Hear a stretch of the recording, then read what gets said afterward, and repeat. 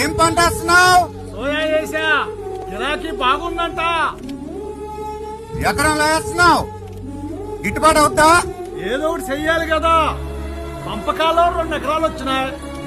పోయినేడు 1 ఎకరం అమ్మేసిన, మిగిలిన ఎకరంతో ఏదో కింద మీద పడుతున్నా. చుట్టుపక్కల నీళ్ళేం కనపట్లా, పొలంలో తడుపుతావు. వర్షం రాకపోద్దంటావా? వర్షపాతం ఎలా ఉందో కనుక్కున్నావా? పోయిన ఏడాది అసలు పడలేదు, ఈ ఏడాది కరుణించదంటావా? పడితే సరే, పడకపోతే ఏం చేస్తావు? భగవంతుడి మీద భారం వేసి పైకి చూడటమే, లేకపోతే 2 సుక్కలు తాగి ఆయన దగ్గరికి పోవటమే. ఏం పంట వేస్తున్నావు? సోయా వేసా, గిరాకీ బాగుందంట.